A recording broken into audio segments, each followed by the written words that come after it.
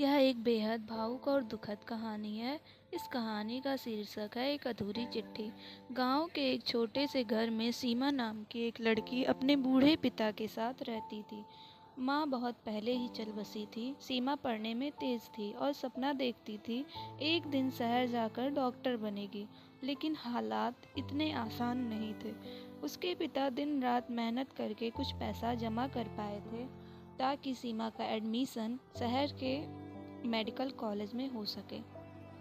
एक दिन जब सीमा को कॉलेज से बुलावा आया तो उसके चेहरे पर खुशी की लहर दौड़ गई, लेकिन पिता की आंखों में चिंता थी। वो जानते थे कि अब उन्हें अपनी बेटी से दूर रहना होगा, पर उन्होंने दिल पर पत्थर रखकर उसे शहर भेज दिया। समय बीतता गया, सीमा की पढ़ाई चलती रही और धीरे धीरे उसका ध्यान अपने नए जीवन में लग गया। शहर की रफ्तार ने गांव की सादगी को कहीं पीछे छोड़ दिया।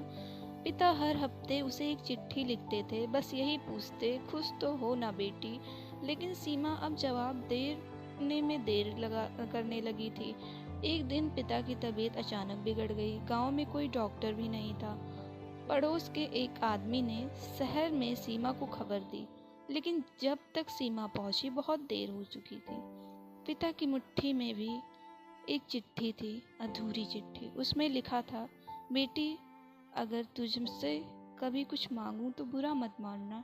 बस इतना चाहूँगा कि तू एक बार फिर से मुझे पापा कहकर गले लगा ले। बहुत दिनों से तुझसे बात नहीं हुई, तुझे बहुत याद करता हूँ। सीमा फूट फूट कर रो पड़ी।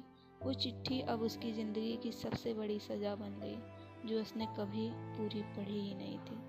आज भी वो चिट्ठी उसकी किताबों के बीच रखी है।